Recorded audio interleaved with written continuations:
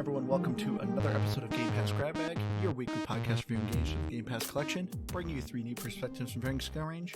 I am the master builder of this episode, Andrew. With me, Keith, the tool man, Taylor. Ooh. And the one who's always hammering her thumb, Liz. Hey guys. And this week, me and Keith both picked this, I guess. Yeah, you were the first one who played it, and then you told me to try it, and I instantly fell in love with it. But this week, we played Dragon Quest Builder 2 by Square Enix, Koei Tecmo, and Omega Force. I always thought it was Woe Mega Force, because there's always a W, but I guess technically they're Omega Force. But Dragon Quest Builder 2 is a third-person action RPG-esque base building management game. It's a mouthful. But anyway, the story of Dragon Quest Builder 2 is you play a builder. Lo and behold, who would have thought? What? Well, granted, you probably could have thought you were a dragon, but no, you are just a builder. And you are captured by these monsters who are hell-bent on destroying everything. So you, as a builder who likes to create things, you are their arch nemesis. And of course, wackiness pursues, and you end up escaping their clutches and go on a grand adventure building your own world. So, Liz, I want to hear from you first. Was this a game or pass? For me, this is a game. I actually wish I had way more time with it this week.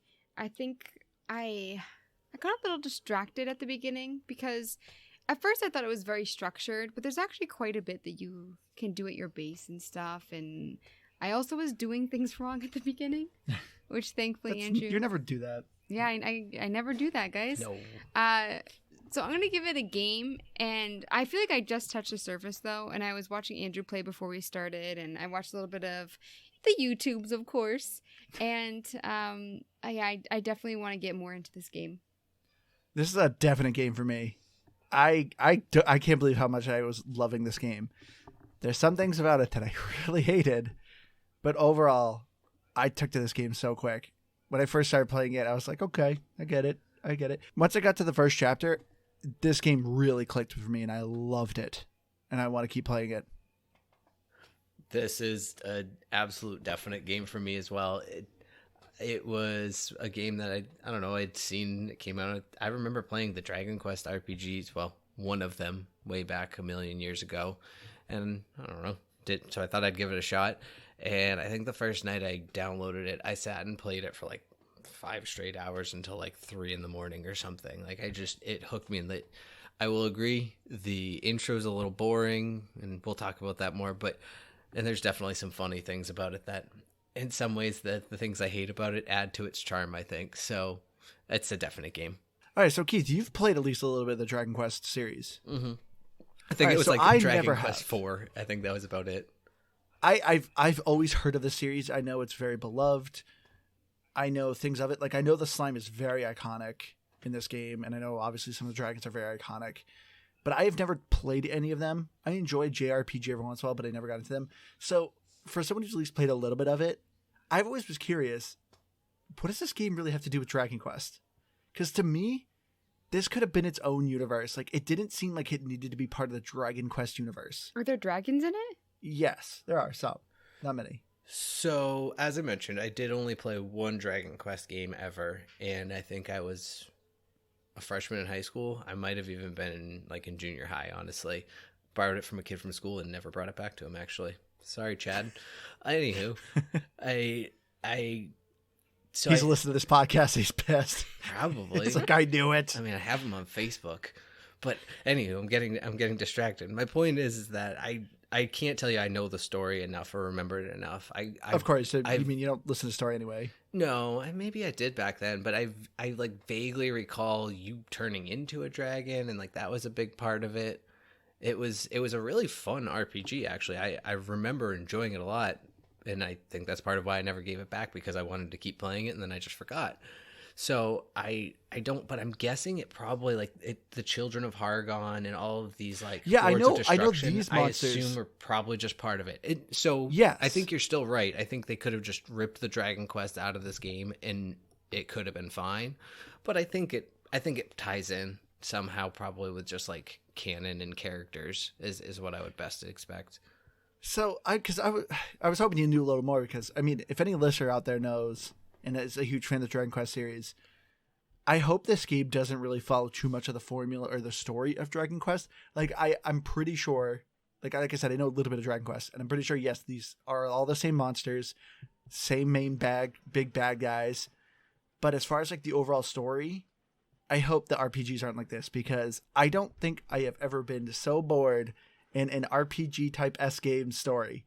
I could care less. I was skipping through so much dialogue. I was getting so sick of the story. Well, because they kept repeating themselves over and over and over again. And I mean, eventually, one of the bad guys was talking about how, like, breaking the rules is kind of like destroying, and that's why he's okay, like, working with the builder and stuff. But I was just like, if I hear one more person just say builders are bad, but I'm like, I was over it. And then also, there's like some things like, you know, somebody is added to your group and this text comes up and you can't skip by it and you're just waiting. Like sometimes, I mean, my Xbox is one of the older ones. It was like 10, 15 seconds, and I'm just like, I'm done. And it was like, I feel like it was so constant. And then with the dialogue that was just so repetitive, sometimes a text, I was over it. Yeah, I mean, I think just the nature of it as an RPG, if I do recall, a lot of it had that same text type of pop-ups and things like that. You know, this person has joined your party, whatever it may be. But as a whole, I don't remember it being terribly boring. If I recall correctly, you do like rebuild this castle and you like recruit people to come back to it. I could be completely mixing it up with another game, but I think there was some building in it. So there was that. Are you thinking of Suikoden? Yeah, probably. But I think they were similar in nature. Are there any really good characters that come up? Because no. Right when the game starts, you have the most annoying characters. Like Lulu is so rude and demanding, and you're just surrounded by lazy people at first. And they're just like, so rude. And so for me, I was just like, there has to be a funny, charming character waiting for me. And you're saying there isn't. No. Oh, geez. So the whole overall story, as I kind of said at the beginning, is, yeah, you're a builder and you're a rare breed because these people, the Children of Hargon, keep killing the builders. And you end up crashing on a ship because you were a captive. And you go to the Island of Awakening, where you meet your partner, Malroth, who at the very beginning of the game you learned is like the main bad guy. So you have like the main bad guy tagging along with you, but he lost his memory. So he cannot build anything because he's the Lord of Destruction. But just like the constant talking and the dialogue, everything, because you're just going to island to island, meeting these people who fear builders because they're afraid a builder will bring more to death and destruction on them. Just the constant dialogue and repeating over and over again. No, I didn't find any characters lovable because for me, there was just so much repeating text. So much of people, as Liz said, I'm going, builders are bad, but I'm going to stick with you to keep an eye on you. And next, I love builders. Literally just, it's always that. There's no interesting character development. Why would they kill builders? I don't understand that, because you can't destroy things unless somebody's making something.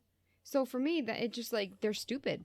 Well, I think that's why they kind of keep you alive. Yeah, but they're killing all you. Like, aren't you supposed to be like one of the last builders? Like, everyone's like, "Whoa, a builder!" Like, I mean, they're surprised. Well, I think they're more surprised that you're actually admitting it. For one, is that there's probably more builders out there, but they're just hiding.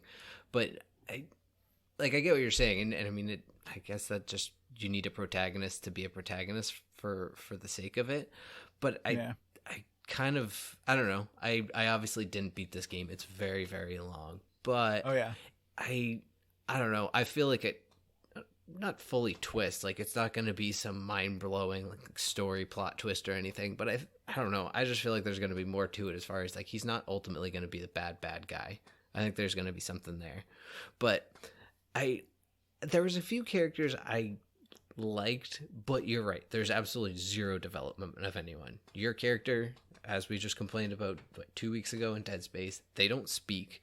All you can do is say yes or no occasionally, and saying no doesn't matter because then they're just gonna have to say yes anyways. So I hated that so much. Yeah, or like the worst thing would be like, okay, we'll come back and talk to me later if you wanna do that thing. So like, there's no dialogue from your character. They just kind of awkwardly nod and I'm not gonna jump fully ahead, but the noises they make are uncomfortable. But like, I did like Pastor Al on the first island. I thought he Yeah. was like, I don't know, he just seemed genuinely nice, and I don't know, it made me laugh because he was basically always threatening to destroy them. And you're right, repeating text a lot. Yeah, kept repeating, I'm going to destroy you now. Just kidding. I'm going to destroy you now. Just kidding. It's like, this is not funny anymore. I suppose it got a little old, but I did like him. And also from the first island was it Brittany, the soldier that always tries to talk like she's, I don't know. Oh, like an influencer? Yeah. Oh, yeah, she was annoying. See, I thought it made me laugh. It didn't fit in any context of the gameplay or anything, but it was, I thought it was kind of funny. I also wish that you could kind of pick your personality with your character, because they instantly make her a pushover. So Lulu at the beginning is like, oh, we're going to name it Lulutopia or something. And you just don't say anything. And I wish I had the option to either say yeah, okay. Or take a backseat, girl. You can do all the work then. Yeah. So for me, I didn't understand that, why you just kind of have no personality. Yeah, I felt like this game very much had characters that I very much love to hate. As we mentioned with Lulu. Because, that moment you're talking about, this, spirit of the island legitimately just says, I am giving you, the builder, this island. This is your island. And as soon as he started saying that, the girl's instantly cool, it's Lulutopia now. It's my island. And it's just he literally just handed it to me. And this person's going in and claiming it as our own. It's man, you're the worst. And Malroth tries to as well. Yeah, Malroth, Bonanza tries to. Dougie tries to. Literally everyone keeps trying to take this island from you and name it their own thing. Oh yeah, but at least Maltroth is actually doing work and defending you and fighting with you. Yeah, Lulu does start to help, doesn't she? Once I mean, not planning stuff. Yeah, she builds a little bit. Yeah, I'm not saying that she deserves your island, that the spirit of the island handed to you. Who said this is your island? But at least she does help a little. I'll give her that. But yeah, another thing that you mentioned earlier, Keith, besides your main character not talking, another huge pet peeve of mine is when a game gives you fake choices. And I hated this game did that. Constantly, hey, will you help me? Yes or no. Doesn't matter what you say.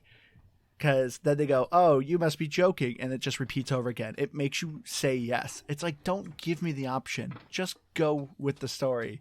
I hate when a game fake gives you a choice. It's just because all it does is adds dialogue that you have to go through. It does.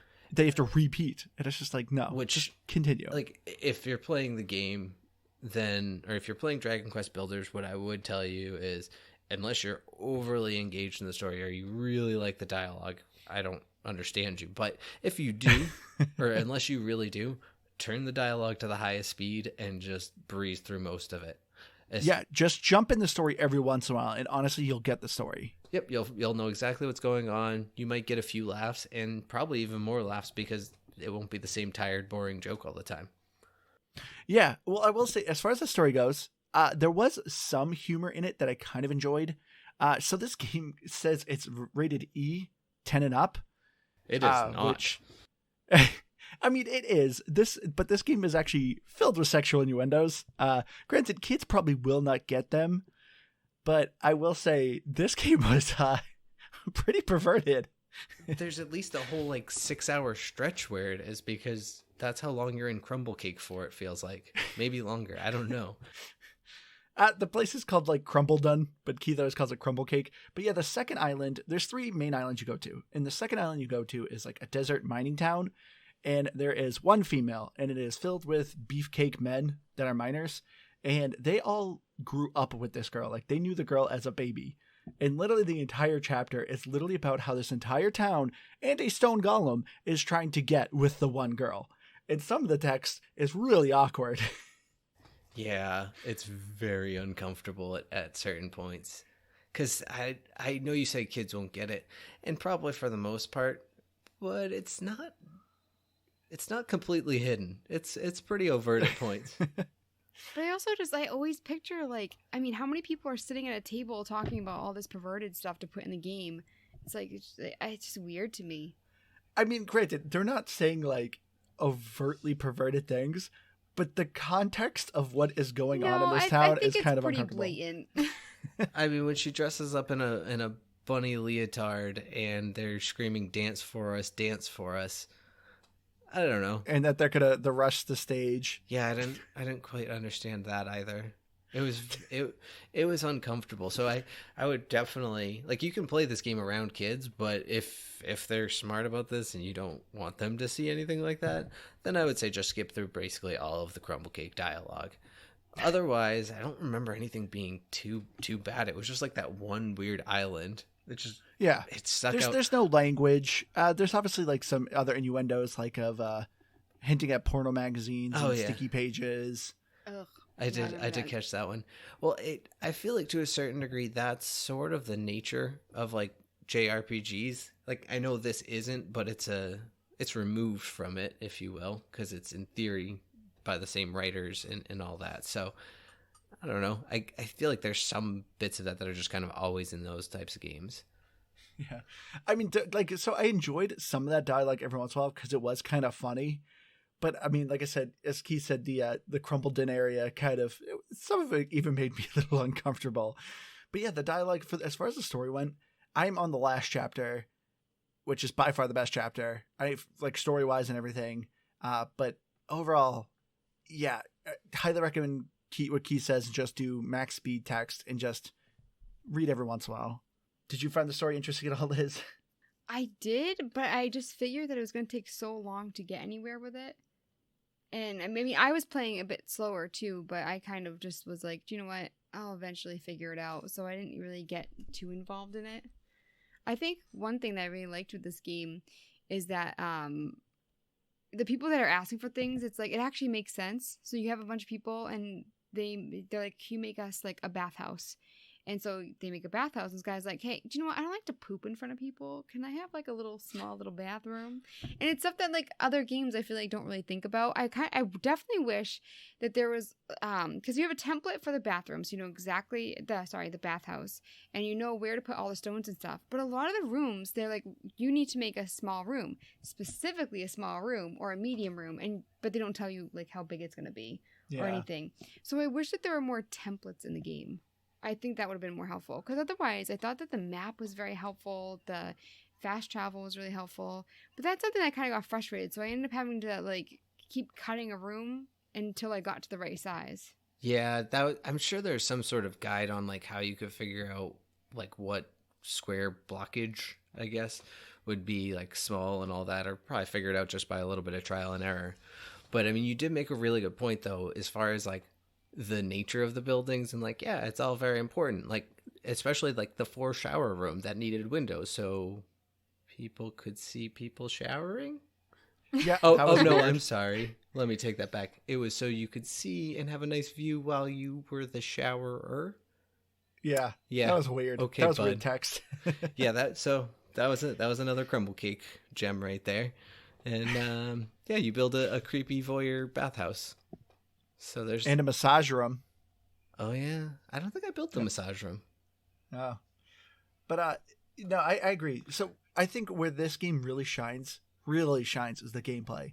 So the kind of nice thing about Dragon Quest Builders 2 is this game's very kind of episodic. So even though the story's not great, a lot of them are kind of their own separate stories. There's an overall story of you and Malroth getting his memory back and kind of trying to figure out like why he can't build and why he's like progressively getting angrier and his powers getting stronger. But there's like these episodic, there's 3 main islands you go to. One is like a farming land, one is a mining land, and the other one is a castle that you have to like, it's based on like a lot of warfare.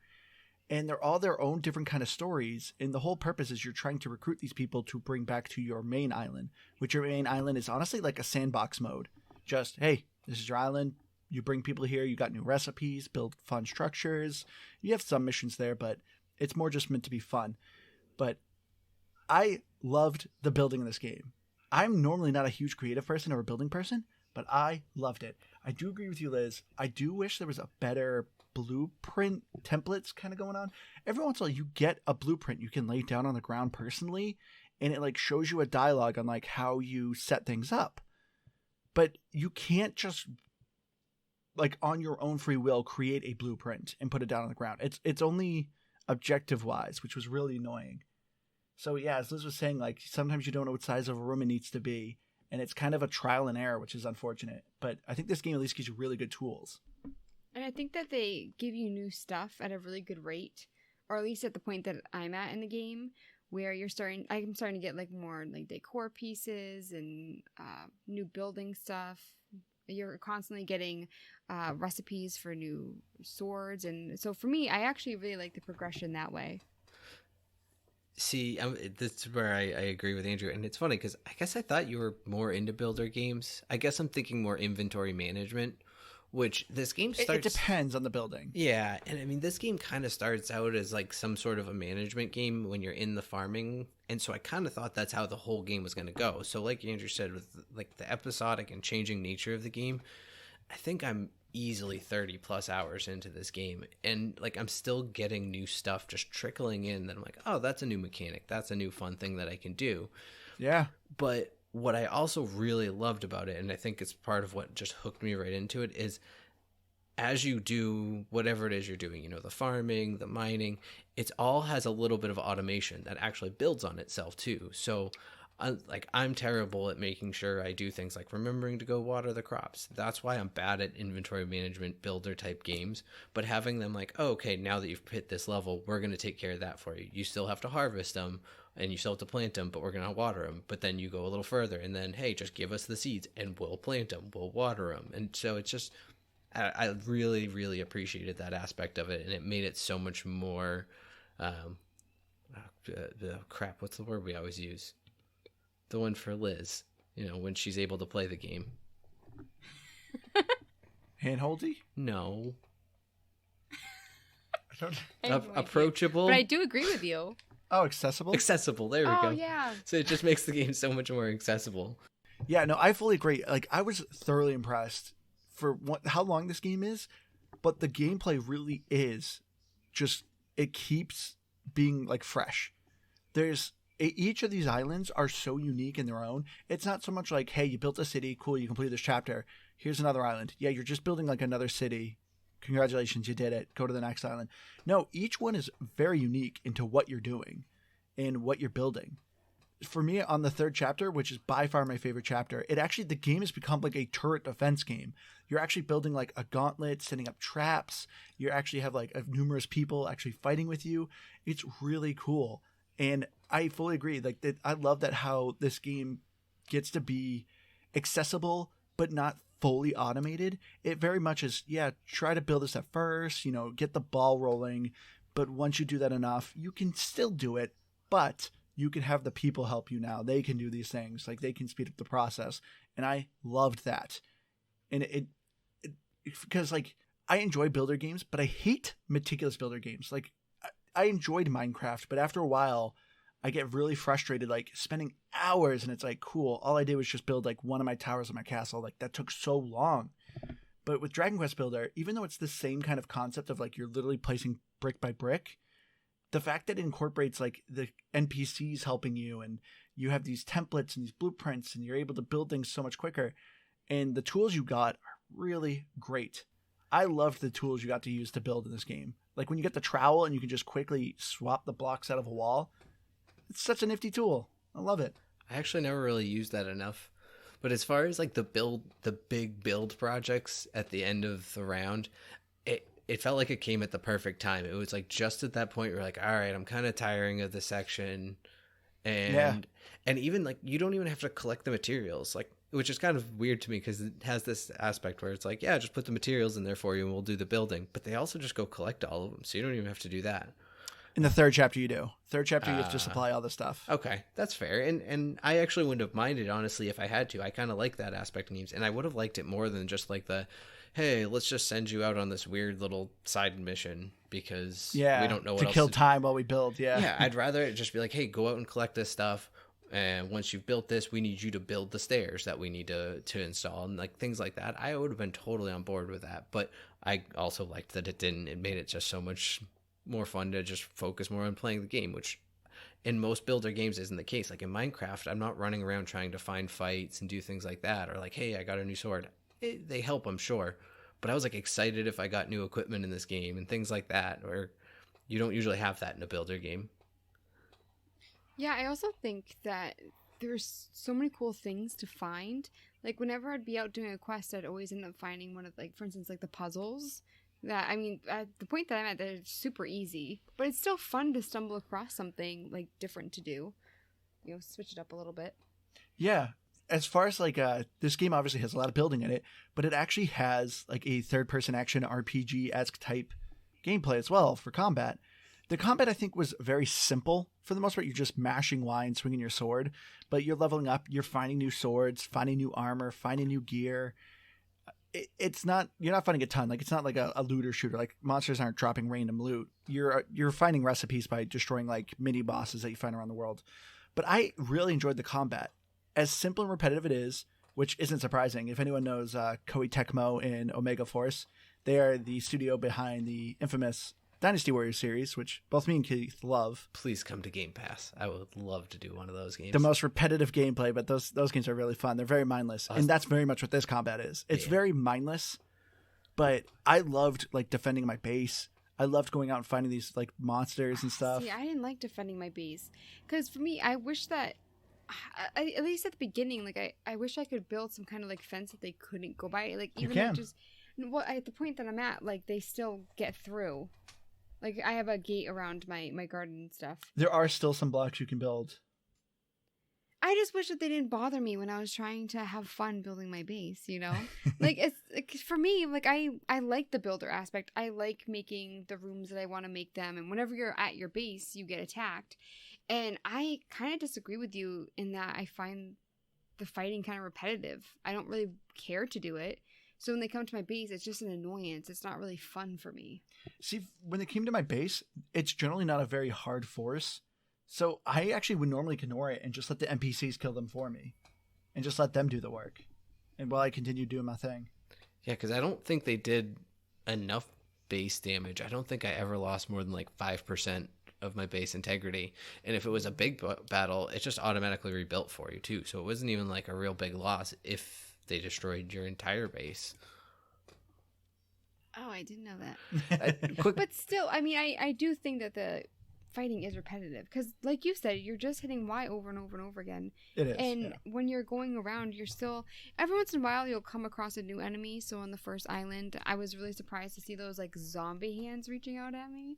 But you're seeing a lot of the same enemies over and over and over again, and you're fighting them the same way. So for me, it was eh. Yeah, and enemies for the most part aren't too unique. Even the bosses, they all literally have 1 to 2 like attack moves. So none of the fights are really overly complicated. If you start to lose, you literally just step out a little bit and let the NPCs continue fighting for you, because you always at least have Malroth with you. And that guy hits like a truck and he has a ton of health. So for me, I'm always just like, have at it, buddy. Yeah, because when you're making swords, a lot of times you'll get a recipe that's specifically for him, and his swords are always stronger than mine. Oh yeah, yeah. He's built on that. And if you notice too, every time you level up, it says he gets stronger. Your base and HP increases. You don't gain more attack power unless you get a better weapon. His increases with every level, and he gets a lot better weapons than you do. So he's like really your actual weapon in a lot of ways. Yeah, Liz, I was surprised how much you enjoyed the building, because you weren't too well. I guess you did a lot of work in Minecraft. You had the most intricate house out of all of us in it.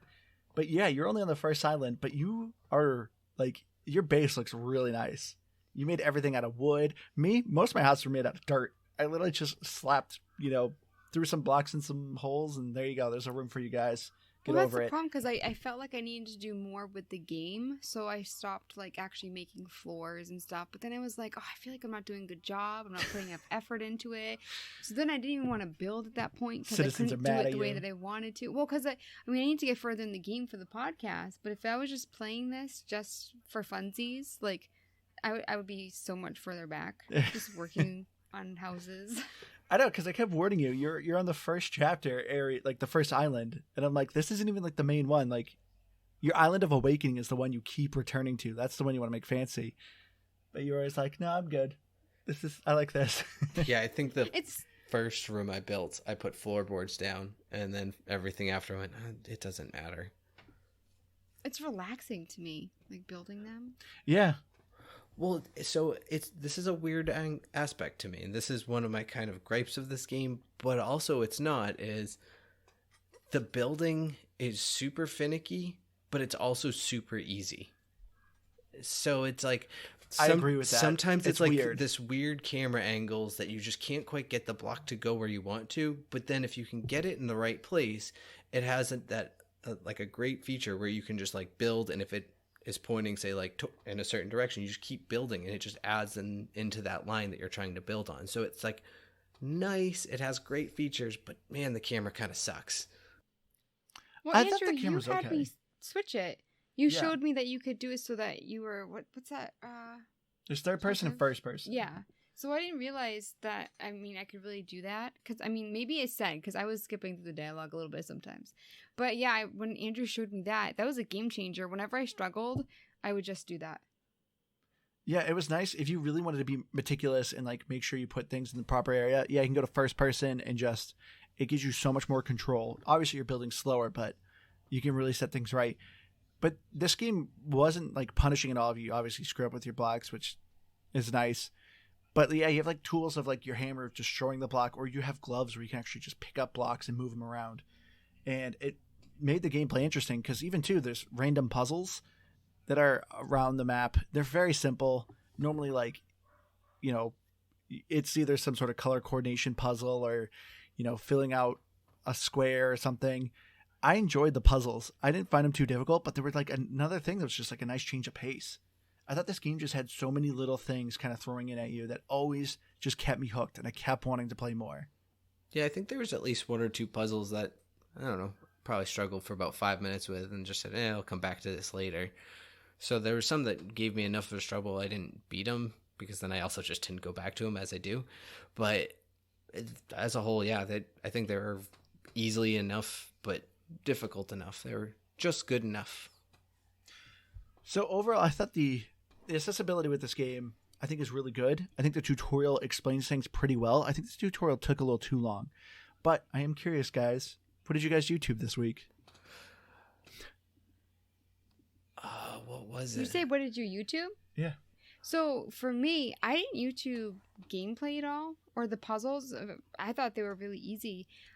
For me, I just wanted to look at the other worlds because I knew that I wasn't going to get very far. Because all of a sudden it was like the end of the week and I was like, crap. So I did it so that I could see what the other islands look like and other gameplay. But I didn't have any questions or anything. And that's usually why I watch YouTube. Oh, that's good. I can't remember exactly. I think I might not have YouTubed it. I might have done like a was it Gameopedia or whatever, like the Wikipedia for games. I might have looked up like an achievement or some like how to build something on there, but I don't think I actually YouTubed anything.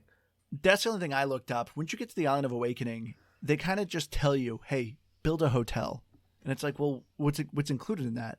Like, do I need to build a large room? What do I need to put in this room? Do I need to put like a reception desk? Beds, obviously, but like how many? Like, they don't tell you. It just says build a hotel. So there was a couple of things. It's like, well, I guess I have to look this up. So I thought that was kind of disappointing. But overall, no, I thought this game explained things so well that I didn't really feel like I needed to YouTube much. You can also do things wrong and it still works. Like Andrew saw that because I thought that you used your hammer to get up the food that you were growing. Oh my gosh. And so I'd have to replant all the time. Every time she's growing plants, she used her hammer, which So dug it up the seed. worked. And I'm like, stop doing that. You have to replant the seed. I was like, if you just use I your thought sword, it it's told good. me to. I thought the girl said that's how you did it. Oh, But again, yes. that's But probably like the my first time error. I told you, you're like, no, I like doing it this way. And I'm like, like, No, just no, making I more said I work. thought the woman told me to do it that way and it was working. So I was like, oh, maybe it just does it both ways. I like Andrew's lie way better. No, I like doing it this way. Oh, there is another thing I want to mention on the gameplay for me.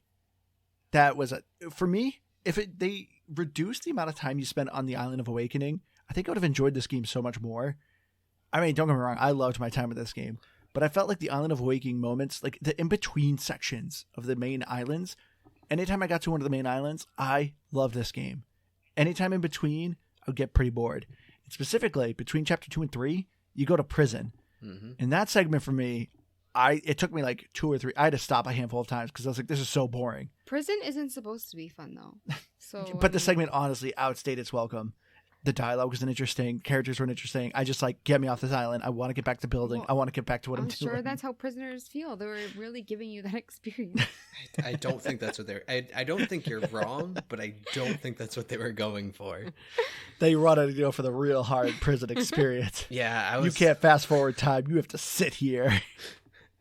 I was definitely trying to push through, and I don't know how far I got through the jail, but I got to the point where you're like trying to stealth your way around, and that was where You're pretty far. I had to cut it there because it's easy enough, I'm sure, but I had just done it a few times, and I was getting, like you said, sort of bored with the game at that point, unfortunately, that I just went, I'll put this down. It was also getting very late, and I needed to go sleepies, but it also just, the jail sucks. It really does. Yeah. But you know what also I thought for me kind of sucked is also the graphics. I was not a huge fan of the graphics. Some of it I thought was okay. For me, there's like a handful of things that just really annoyed me, specifically the character models. Keith, you said you didn't mind it, but I hated the character models. Everyone looked like they had like adult heads, but baby bodies.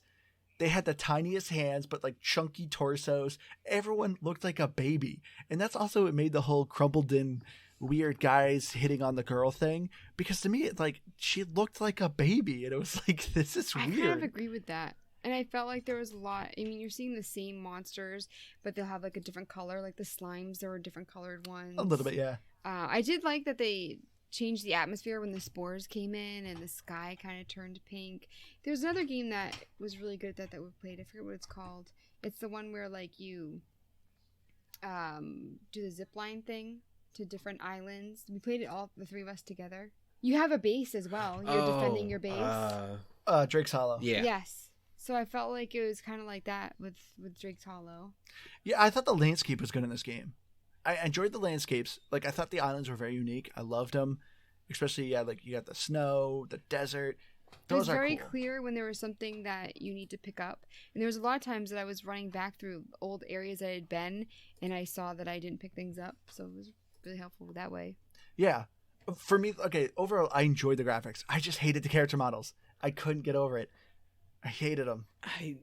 I definitely get what you're saying. I don't know that I fully agree. At least they didn't bother me. They weren't great, but it sort of was just like they just slapped one body style together. Everyone gets that except for, I guess, the chunky builder guys. They kind of give them some shoulders and all that good stuff, but they really just threw together a one body character and, I don't know, reused it. But I thought, the overall terrains were really cool. I liked that there was like distinguishing, hey, I'm moving throughout different areas. Like you knew when it was shifting, and they did a really good job with it. Because I like the use of the terrain in this game as well. As you're progressing, the land legitimately feels like it's changing and transforming. Like I actually felt like I was progressing. Like in the very first island you're in, like all the soil's like poisoned and it's all like gross looking soil. But like as you're just progressing through the game, like the environment itself is improving. Grass is getting greener. Like you can have more soil. I really loved the use of the terrain. Just them bodies I did not like. Yeah. Also, like, this game does a very anime thing of super generic looking people, but then you got the super detailed people with crazy hair, and it's like, guess who the protagonist is, or guess who a main character is. Yeah, there's definitely a lot of that. Which I do kind of like a little bit with the dialogue, because they kind of make jokes about it a little bit in the first one, because you pick up quests from some of these generic looking dudes, and they're like, do you remember me? And if you say yes, and he's like, wow, I didn't think you would recognize me looking because I look like everyone else. They kind of make like a joke about it. They also did that motion, like that yippee motion that they do in a lot of games. Yeah. Where like you complete something and then like spin around like, yes. You and Malroth are always giving high fives. Yeah, I mean, exactly. I do love that when you teach Malroth to give a high five. So that's kind of fun. He describes it as like smacking fist. Keith, the way that you said that was fun was the least fun sounding thing I've ever heard. That was fun. That was fun. I enjoyed that moment in time. Let's all slap hands together. As funny as those were, though, I hated kind of the cheering moments, because there's not a lot of sound in this game. But yes, there's so much repetitive noise. Yeah, huzzah! Like, it's just this weird... And it's a lot of it. There's no voice acting. So every once in a while, yeah, the most you hear is like expressions every once in a while. And once your town starts getting big and you have a lot of people, you're just hearing a lot of huzzahs kind of around, and it really got annoying. Yeah. I didn't really care for the music that much either. Yes. The regular music and the enemies are nearby music. Not, like whenever it would switch, I would like become attuned to it. Like I would just like it would it was too much for me. The music, I give a definite pass. Yeah. This is a game I would actually recommend you mute and just listen to your own stuff. Well, so it's funny, and this is one of my gripes actually, is I did that for a while, but they do use the music in ways that are helpful. And it's unfortunate. A little bit. And yeah, exactly. And that's what's frustrating about it, is I don't think justifies it though. It doesn't, because like, I guess, yeah, I'm thinking of the example where on one of the islands you have to build somebody a room, and the music changes if you're too far out of like your area to build it. And as soon as I had that prompt, it was simple, but I had just A, not been paying attention to it, and B, not been using like in-game music for a while, so I had no idea that was even a thing until you told me. But that said, Yeah. I also played like 4 hours of this game with just my own music playing in the background, so you don't need it, but there are aspects that they use it, and I don't know, it doesn't make it unplayable without it, but it's frustrating. Yeah, that's like the only justification I would say, because there is specific town music. For me, it was mostly on the second chapter when you're in Crumbledon. I think it's like Rumbledon. I feel like we're completely just mispronouncing No, the place, I think but it's whatever. actually Crumble Done. Yeah, like Crumble dash Done. And it's But your spelled main starting town is really small. And yeah, if you build a base outside of the music, which is considered out of your base zone, it does not count the room. So even though you may put like a sign saying this is your room, they will not sleep in it. It doesn't count. So the music kind of helps you figure out where your borders are, but does not justify the music. And also, yeah, there's battle music, so you know if you're being fought or something like that. But the battles were so easy. Even if you didn't know you were being fought, you can easily run away, so it's not a big deal. Yeah, honestly, mute the music. Because for me, the music at best was elevator music, is what it sounds like. Yeah, it's not very good. It sounds like they pulled it from like Dragon Quest 1. And they're just like, sure, slap this in this game. Yeah, and the sound effects of the slashing and the monsters, all really, really repetitive. So, yeah, I would recommend muting this game, actually. Yeah, I don't think you're going to miss out on anything if you do that. No. But then, of course, the next thing you want to get over it. Man, I feel like this is a short episode. I feel like I had so much I wanted more to talk about, but I can't You're think gonna of it. remember everything after we're I done. know. Once I start playing, I'm like, oh, I love this. I want to talk more about it. Anyway. But yeah, the next thing, of course, talk about is the achievements. And You guys were very close this week. would not recommend the achievements they're neither really fun nor are they for achievement hunters. The time to beat for Dragon Quest Builders 2 is 56 hours if you're doing the main story. If you're trying to do about everything, you're looking at about 114 hours. So this is not a short game. No, that's So crazy. Don't recommend it for achievement hunters. A good amount of achievements you're getting from progressing in the game, but there's some relatively fun ones, like sitting in the ocean for 2 minutes. Oh, that was I a hate Some blast. people might consider that fun. No, why do games keep doing this? Where like, oh, stand still for an hour, sit for 2 minutes. It's like, are you guys like that lazy with your achievements? You're just like, oh yeah, just sit there. I agree. I don't know why it irritates me, because in real life, if you're like sit for 2 minutes and you win something, I'd be like, okay. I know, but yeah, it's like literally the opposite of like an actual achievement. Like, congrats, you sat there. Yeah, it's just tedious. But Keith, you said you played like 30 something hours, right? I mean, I'm purely estimating, but I'm pretty sure I had to have put in well over 20 plus easy. Keith, you did 280, 13 out of 31. Andrew, 290. You guys both played this game a ton. It's not a lot of achievements. No, it's not. No. And then me, I mean, I got 60. Ooh. Nice. Yep. So I got a whopping 4 achievements. Good job. Yeah, thanks. Yeah, I feel like, see, I didn't mind the water one in this one because I don't think you had to at least stand still, which I know isn't a major selling point or difference, but it was minor, but in a way to me, it made me feel like I could get a couple achievements without having to beat the game or play 100 plus hours, because it just wasn't going to give me achievements otherwise, because there was one to like take 10 snapshots, which is dumb to me when games do that, but I get why they do it. They're like, hey, we put this feature in, we're going to find a way to encourage you to use it. So that's the only Which, reason by I the see. way, that actually reminds me of another point and another thing. And I actually another liked thing. the snapshot. So there is multiplayer with this game, but it's really basic. Some of your friends can visit your Island of Awakening, your sandbox world. They can help you build it, or you can just have them be there as visitors and explore. It's really basic. I actually wish this game just had a co-op. Yeah, like the other person becomes Meltroth. Malroth, yeah, because he's always with you. Like, it would have been yeah. great if this game was actually co-op. I would have loved if this game did. But yeah, so you have a little bit of a co-op feature. But the cool thing, not a lot of loading times. This game only loads like a couple times, and it's very quick. But normally during the load times, it actually has snapshots of people's islands.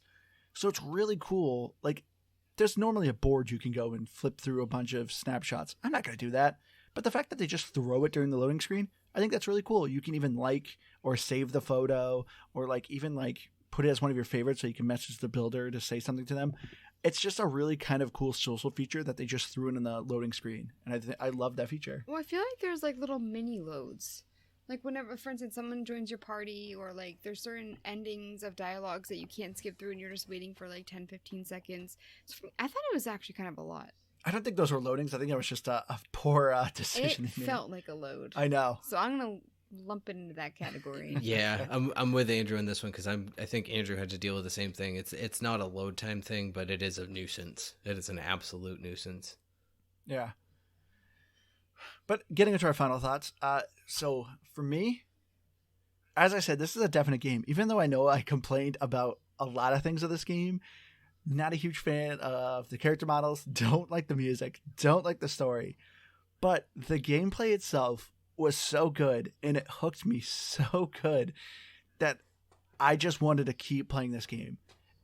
If I could get rid of the in-betweens, anytime you were on these islands doing their own little stories, building up this village, leveling up your base, making it look better, and the gameplay was changing, I could play this game for hours. I lost sleep. I was okay with it. I was having so much fun. This is a definite game. You should definitely check it out. I'm not a huge meticulous builder kind of person. A lot of my stuff still looked like crap, but it didn't matter. It still worked. And even by the end, even though I wasn't a good builder, things started to look better. This game made it very accessible for me to kind of get things going. I'm going to give it a 92. Even though there's a lot I did not like. Like I said, you could turn the music off, get rid of that whole segment. The gameplay was just so good. And I'm going to finish this game, even though it's stupid long. I'm still going to finish it. Because I love the third chapter. It really takes off. Yeah, I mean, so I'm just going to jump right in here. And one of my biggest issues already is that we have other games to play. So I'm going to have to try and find time to play this game because I want to keep playing it. I want to get further in it. So there's that. Did we talk about the Explorer Islands at all? I feel like we... Oh, no, we did not. So I'm just going to start with some other things real quick before we get into it. Because I'm sitting there, I'm like, this feels like a short episode. I feel like I have so much I want to talk about. One of the actual biggest, like, in-between things, if you will, or to use Andrew's words, is that there's these mini islands that you can unlock throughout it that I'm in between on, because I'm with you, Andrew. I think it kind of just feels like busy work, but it's a nice change of pace where you go to these islands and basically just you explore them and you look for, it's like a little treasure hunt. They give you a list of things that you need to discover, and if you do, you get an unlimited resource of a particular type. And it sounds like from what Andrew was telling me, some of them are good. You can get like some really good quality metals and stuff. So like that aspect I think is just really cool, and just another way that you can easily bury 100+ hours into this game if you want to go into everything that it has to offer. But yeah, from the time I picked up the controller on this game, well, no, I'm not going to say that the second I picked it up, because the intro is really boring. When you're on the ship, like, don't let that sway you. It's slow, it's tedious, but it only takes like 20 minutes. Just get through it, and the game gets so much more fun. Once you get to Faro Fields, that's when it really took off for me. Yeah, because even it was a little bit fine when you get to the Isle of Awakening originally, Yeah. but yeah, when you get to the first actual island in this game, it just becomes so fun, and it only takes maybe an hour or so to get there if you just play straight through it. Take the time and do it, at least if you don't have some vile hatred for builder games. The music kind of sucked, the sound kind of sucked, so yeah, take it out, but I could take it out, so I'm not going to fault the game for it. It had some weird dialogue. It had a lot of weird dialogue. You can skip most of it. The gameplay is fun. I had a blast with it. it might already be my front runner for favorite game we've played this year. Not game of the year necessarily, but favorite game we played, a category that I just made up.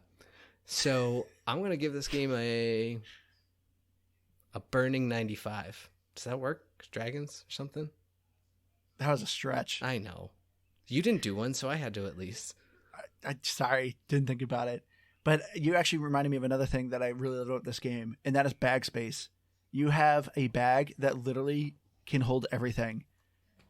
You have like 10 pages of just bag space. I almost never filled a second page. So yeah, you do not have to worry about inventory management in this game, and I loved that feature. Anyway, sorry, Liz, I'll let you go. You guys talked me up a bit. I think I'm going to give it seems a little low compared to you guys, but an 85. The dialogue and the characters, it just really irritated me. Gameplay-wise, I really liked it. Solid. But a lot of the gripes that I had, you listed, the music. I was originally going to give it an 82, but they only give it an 85. Yeah, that sounds good. Metacritic TBD for both users and critics. But one critic that gave it a 70 said, Dragon Quest Builders 2 is going to be the perfect game for some people and the most tedious of ones for others. Presenting a more directed take on the classic Minecraft structure, this succeeds at retaining that creativity while actively giving players something to work for and something tangible to do. But more impressively, Builders 2 never feels like a pale imitation. Well said. So yeah. I don't like their score, but it's very well said. Yeah. I felt that was really love for that game. That's like someone who is on the spectrum that they didn't like it, but couldn't really say anything bad about it. So they're like, 70. But some people are going to love this, not me. Yeah. All right. So there you have it. A review of Dragon Quest Builders 2. Thank you all again so much for joining us. I've been your hardcore gamer host, Andrew. You can find me Xbox Live at Firebird01952. If you have any game suggestions, we got quite a bit coming up, but if you have any for us, we'll add you to the list. You can email us at gamepassgrabbag@gmail.com. Follow us on Facebook, Game Pass Grab Bag, to see our pictures of our reviews for any of our past games. Yeah, to that point, if you post it on our Facebook, other people can see it too, and then, I don't know, you can help push people's picks to maybe get them done sooner, or vice versa. Post your own, and someone else can say, hey, I want to hear that game too. So that's going to be my outro for this week. I've been Keith. And I'm Liz and Noob, gamertag Countdown, and I'm on Twitter at Liz and Noob. Noob is EW. Alrighty, everyone. Thank you so much for joining us. Love you all. Hope to see you again next week. Bye, guys. Bye.